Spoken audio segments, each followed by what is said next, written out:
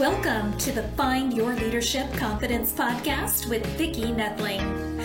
You are about to discover impactful lessons that help you grow as an individual, grow your confidence, and find the positive and good within you, so you powerfully and authentically become the best version of yourself. Be sure you visit our website at www.findyourleadershipconfidence.com. While you're there, subscribe to us via your favorite network. Now tune in, get ready, and enjoy the journey of emerging as a leader of exception in the 21st century. Welcome, everyone, to the Find Your Leadership Confidence podcast. I'm your host, Vicki Nedling, coming to you from Roswell, Georgia. The goal of this podcast is to bring topics and guests that will empower you to become that confident leader and take your business and your life to the next level. Today, I have Kelly Majdan as my guest, and let me tell you about her background. So she is the best-selling author of Lessons from the Obstacle Course, 5 Strategies to Conquer the Muddy Fields of Life. She is a speaker, a national board certified health and wellness coach who helps people plan for a life of wellness, longevity, and financial security. Who doesn't want that? Taking what she has learned on her own journey and leveraging her 25 years in finance, she helps individuals develop wellness strategy that optimizes their time, money, and resources so they can achieve the healthy life they desire without breaking the bank. Following her own wellness strategy, she's enabled her and her husband, both over 50, to continue to participate in a few obstacle course races each year with their 2 children. When not playing in the mud, she can be found relaxing at home with their 2 massive dogs and very spoiled cat. Today, I thought a great theme would be being your own health detective. Please join me in welcoming Kelly Majdan. Kelly, such a nice background. I love the whole thing of making sure you live a long life that is one that is fulfilling. There are so many people that they strive to live long, but they don't take care of their health and their wellness. And then they find that their last chapter is not one that's very fun. Yes, they do. They do. It's a pleasure to be here with you. So glad we got all connected and everything. Yeah. It's true. And it's very kind of sad. And I think many of us have probably watched our parents. I know I'm fortunate enough to still have my father around, my husband's father around, and they're in their 80s. But we watched his mother struggle towards the end of life with her health and dementia. And, you see also the struggles that they're going through, and fortunate enough, they've both saved enough money that they're able to, handle it. But, when you're unhealthy in your later years, it also puts such a huge strain on your financial needs. And being a retirement advisor, which is, I like to kind of joke around, say I'm a recovering financial advisor who spoke most of my time in the retirement space. It's, you see this kind of trifecta of issues that can happen with folks. And it just fueled my desire. I'm like, there's got to be a way to be able to help a few, if not more, change the tide for themselves. Yeah. So we always start with an easy question, which is, where do you live? Share where you call home. So we call home in a little town named Melissa outside of Dallas, Texas, just northeast of Dallas, Texas. So love the little community here. It's a great area, and it's great to be back in Texas. Nice. All right. So, I can appreciate what you just said about your in-laws as well as your parents. I have both my parents. My dad is going to be 90 this year, and my mom is 86. But my mom is in a wheelchair, and she has poor health and is depressed often because of it. And it's just very sad. All my grandparents lived to be almost 100, except for my mom's dad, who fell downstairs.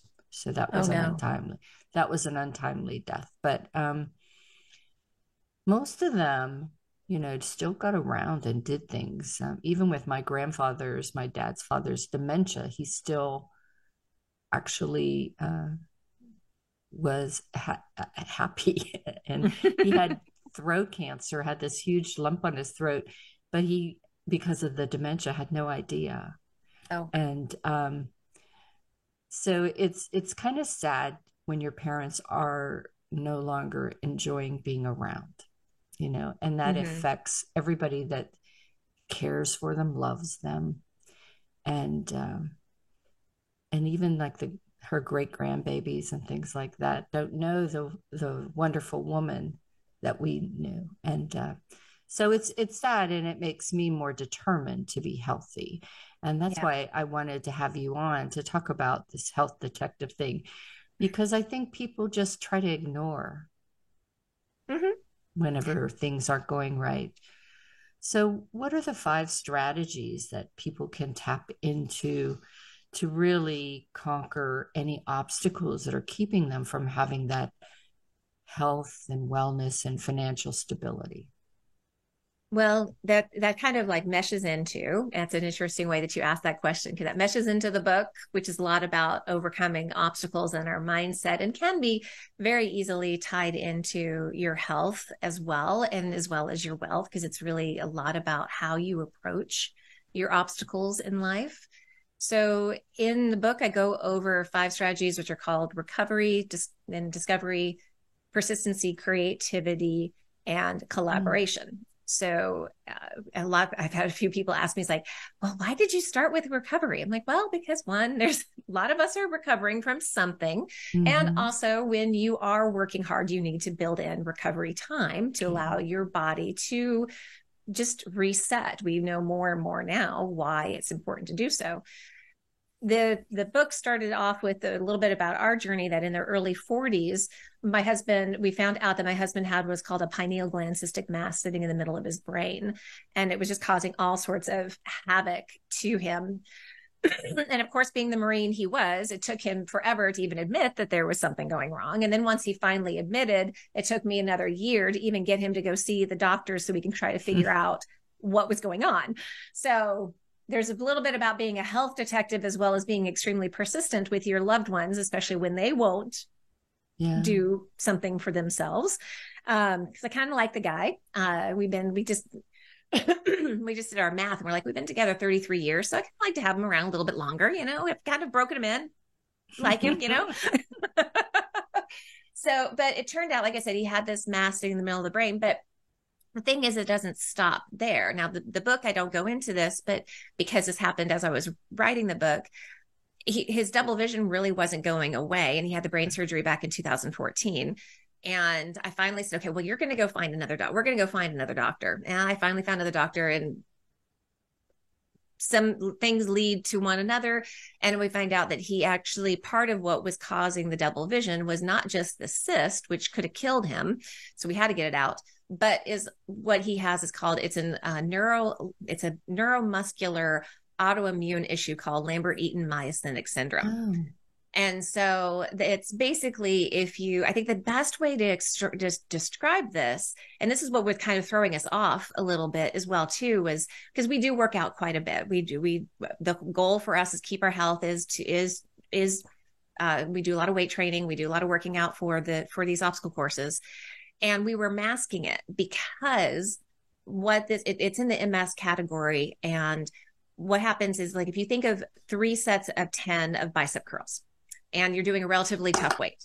Well, your first one, you're like, okay, this is not too bad. I got this. Second one gets a little bit heavier. And by the third one, you're like, oh, right. If you've like picked a challenging weight.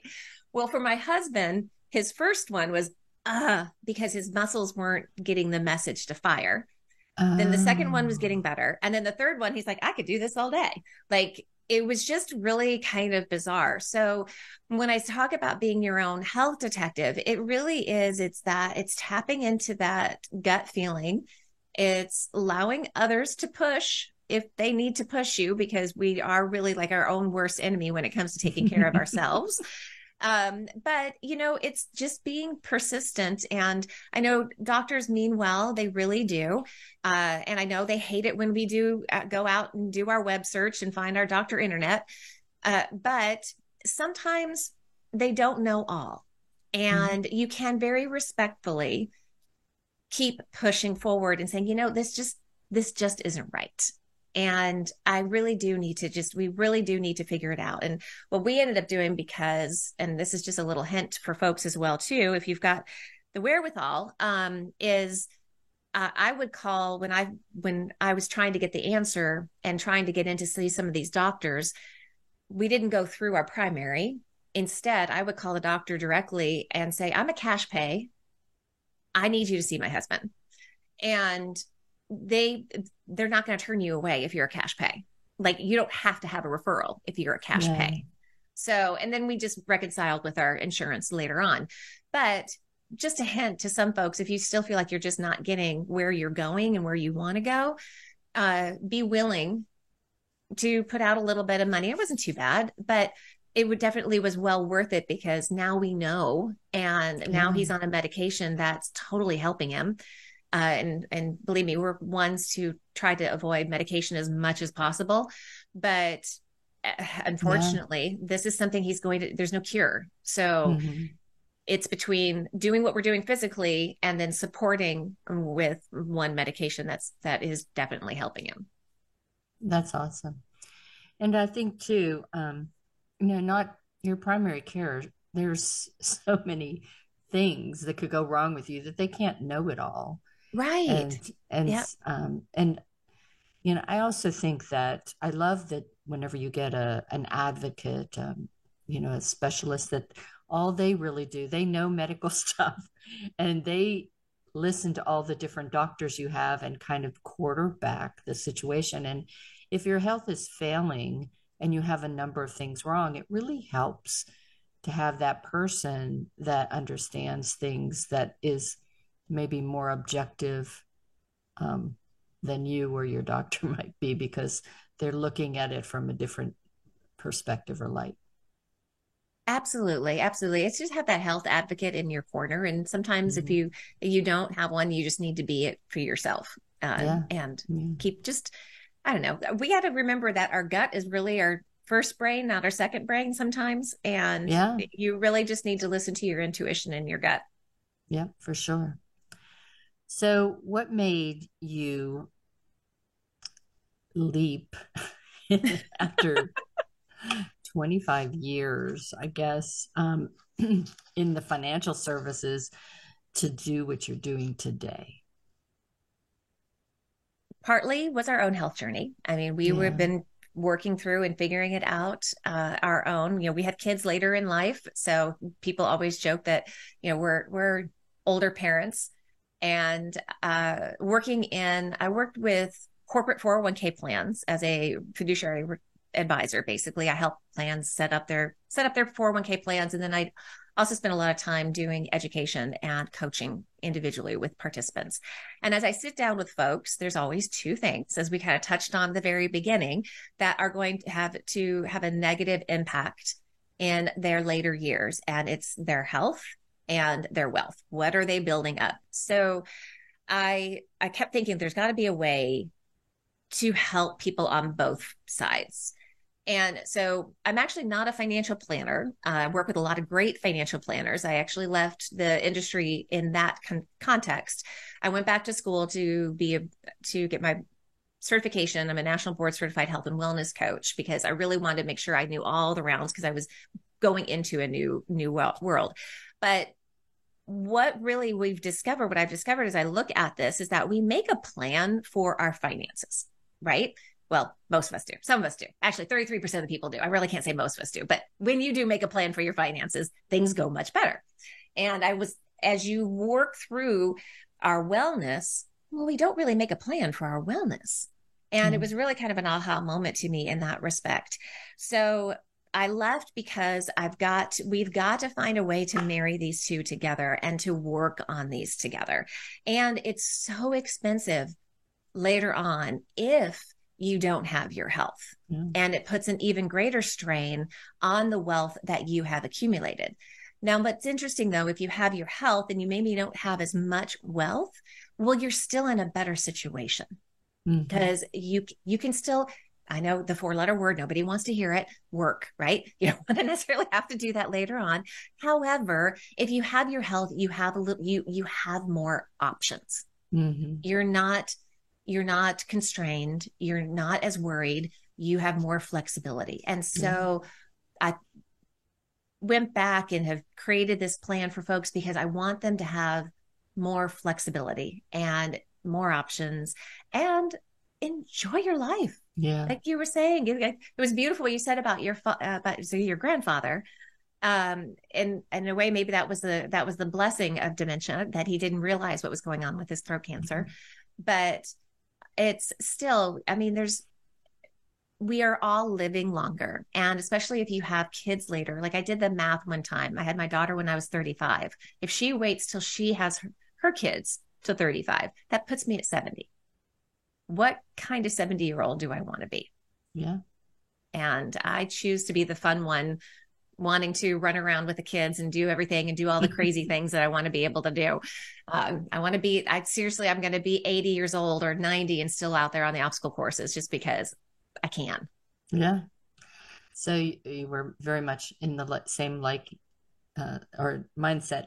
Whenever I was in my late 50s, my daughter had just gotten married. And so then at 59, she had her first child. And I just thought, I want to be able to, just as you say, I want to run after the kids. I want to be that grandmother like my grandparents were whenever I was growing up. And so I set that plan to do that and started my other businesses with health and wellness. And I can chase around my 2 grandkids and I can do things like that. And I only take one drug, which is for high blood pressure, which I just started last year. So at 65, I think that's pretty good, Yeah, absolutely. Exactly. That's the whole point. No, I don't do obstacle courses but I think you have to just stay active. I took 2 years when I retired in 2018. I took 2 years to just goof around, travel, have fun, watch TV or whatever. And I decided that's not me. And I looked to my husband's grandfather, who eventually got dementia in his upper 80s, but he worked until he was 85 and was healthy until the dementia hit. And it was when he stopped working that all things started to go downhill. So I think I have that in my mindset. I'll just keep going and doing things. But I think the beauty of having the wellness at a later time in life, it allows you to appreciate everything so much more. You have the wisdom of your past experiences, and that you just stop worrying about things so much and sweating the small stuff and enjoying the moments of laughter and love and. Oh, absolutely. And I think there's really something beautiful what you said there. It's really interesting too. And me working in the retirement industry for as long as I did is honestly, this concept of retirement really is a new concept, relatively new. Before the 60s, really most people would work until you almost say they keeled over, but there's a lot what they've discovered. Like there are some really interesting studies done with nursing homes, and it's the purpose. And what they discovered was they gave a few patients in nursing homes. One had to take care of a plant and another did not. And the one that had the purpose of getting up and nurturing this plant and taking care of the plant actually had a better outlook on life, was healthier, lived longer, was happier, all of these things just because they had a purpose. And that was just taking care of the plant versus the people that did not have the plant to take care of. So it's that concept of continuing to do something even in, maybe it's like you said, it's you played for a little bit. Now you've done a shift. And I would imagine, if you probably think about it, your purpose is greater now, and it lights you up and it gets you up at night. It gets you moving and it keeps you healthier. Yeah, for sure. All right. So how do you stay healthy with the hectic life that we have? I mean, planning for obstacle courses and grandbabies, or everything that happens in life. We're not 20 anymore. We're not young chickens. How do you stay healthy with all those things hitting you? Well, there's a lot to it. I still have I still have a daughter who's here at home. She's her senior year, and a son in college now. So, and throughout, it's seasonal. Honestly, it's season based. So when the kids were younger, I would get up at 5 a.m. and do my workout. I always found a place, because health has always been just part of I think just something that I've always enjoyed. It's always been my outlet, my stress outlet. So when I would take them, they played lacrosse. And when we shift to the evenings where they would go to their practice, then I would do something while they were at that hour and a half practice. So now that the kids are older and driving themselves and not in the house, I can have a little bit more flexibility with my time in the morning. But I also traveled a lot too. I used to put 30,000 miles on my car every year visiting my clients. And the best in that respect, you learn also how to move your body and work out when you're traveling as well. I would travel with my yoga mat in my car. And I would, I knew where the cleanest bathrooms were on my route, and I would go and I would walk the parking lot a little bit, do a couple, it's getting the blood flowing in your body.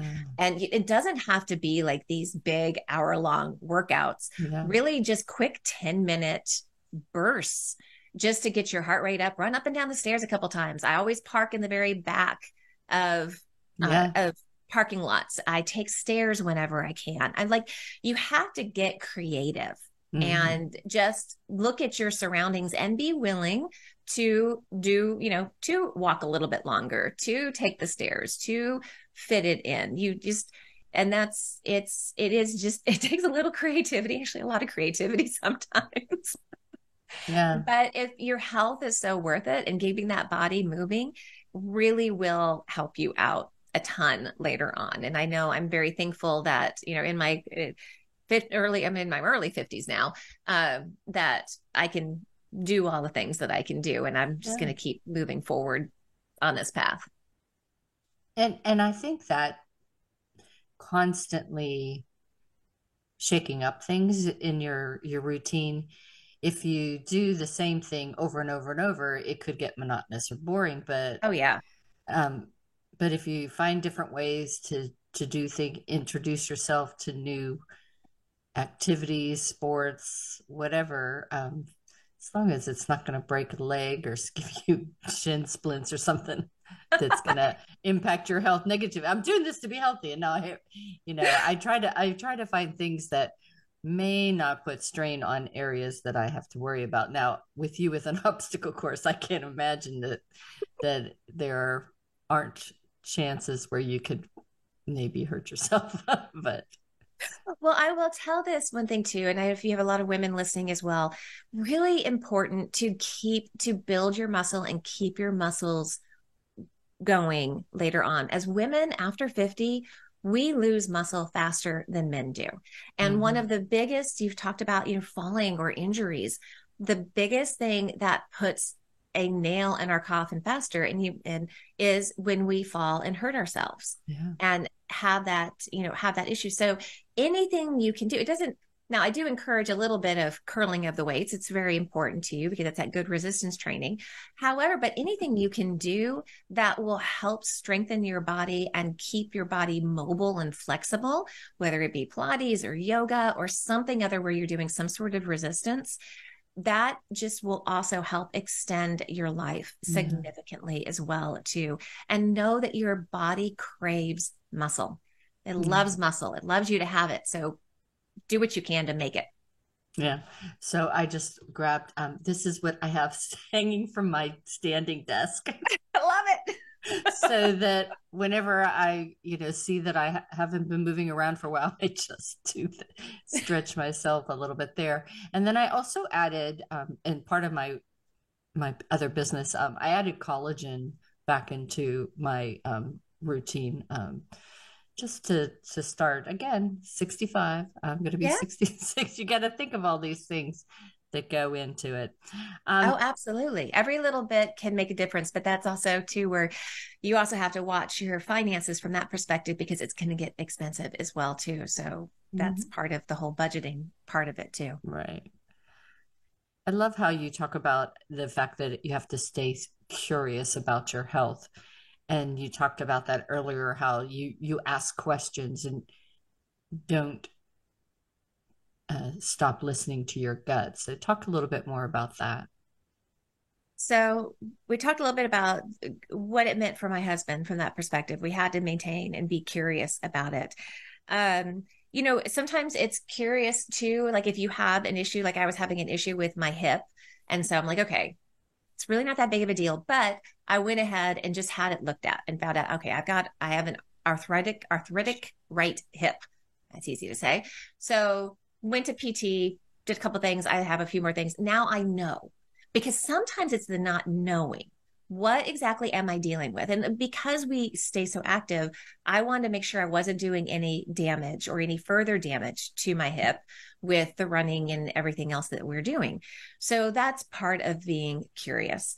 Part of it is also being open to hearing other ideas and modalities.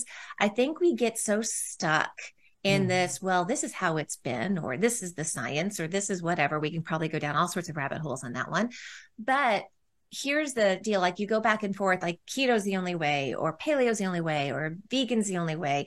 Well, maybe not necessarily. I know like my husband thrives on a keto diet. Like he's really like that really, really works very, very well for him. And it worked a little bit for me, but I also noticed I wasn't sleeping very well. So I was like, okay, well, why is that?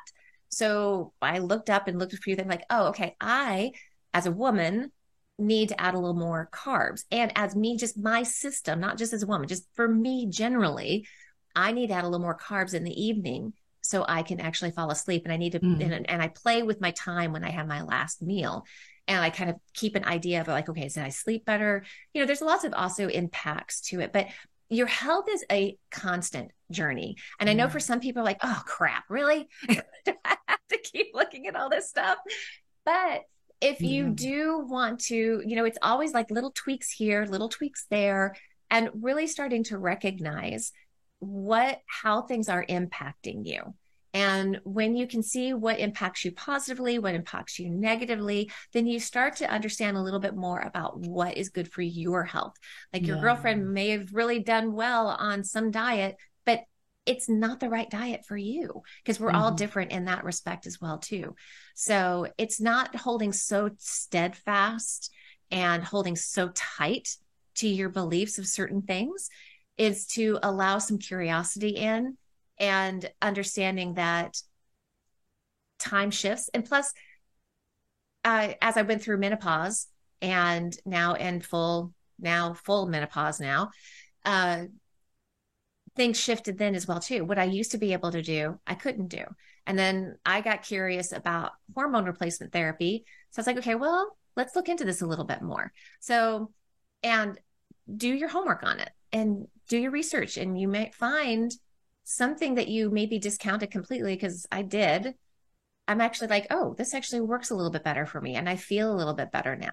So we have to be very careful about being too steadfast to our beliefs and not being willing to be curious and to shift and to let go of some of the things that we used to believe or that we used to know. Like they used to say fat was bad for you. Well, actually fat's really good and really important for you. So it's a constant learning journey, and it's learning yourself, learning your body, learning how you react, and being open to trying new things. Yeah. I know with the hormone replacement, whenever I was going through menopause way back when I was in 40s, it was a bad thing, and the doctors didn't know a lot about it. So I Mm-hmm. never did it. And some of the issues or concerns I have now, talking to one of the people that if you look back at my podcast, you'll see I have one on menopause. Yeah. So that doctor said, no, you never go out of menopause. Oh, The yeah. aggravation of it, the hot flashes and all that might lessen and whatnot, but you never go out of menopause. And so the hormone therapy really is very essential. So I'll be starting that. I will tell you, we're in the early stages for myself. And I'm sleeping better. So right now, I'm not saying that for everybody, but I am saying right now, if I look at myself and what's going on, I'm like, okay, I'm starting to see a lot of positives. So I'm still on that journey, and that's the Yeah. whole thing. It's like none of us really know it all.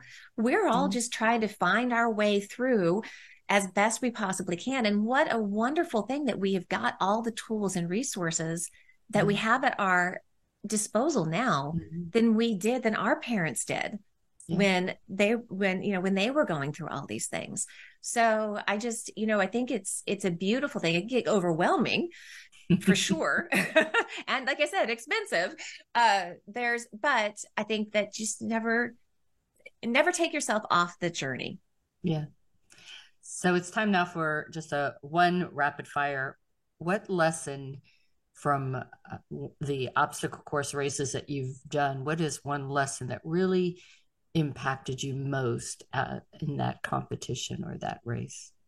Oh my gosh, there's so many. Just one though.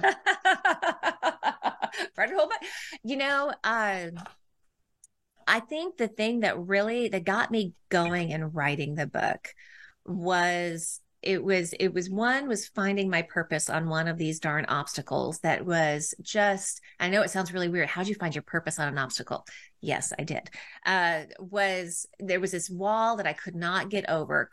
Just had the hardest time. Finally, my husband dragged me. Like one race, I didn't even do it because he had hurt his arm and I just gave up. I was like, I'm just not going to do it. I can't do it myself.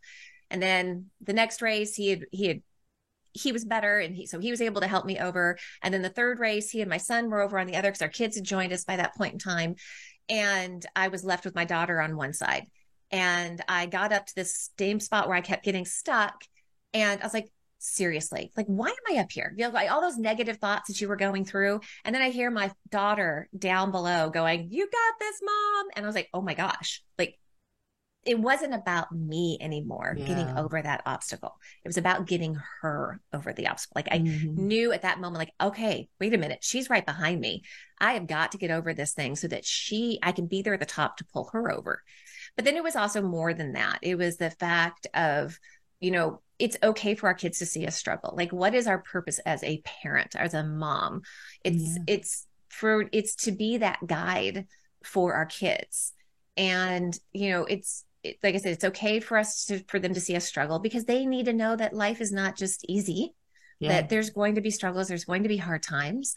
They need to see us though, keep fighting.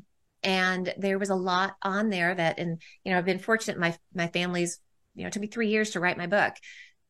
They were right behind me the whole way. And so it's, you don't, as a parent, I know we want to protect our kids so much, but part of being a parent is also guiding them and letting them fall on their face, but also showing them how you can get back up and keep trying. That failure is just a pinpoint, just a stop in time.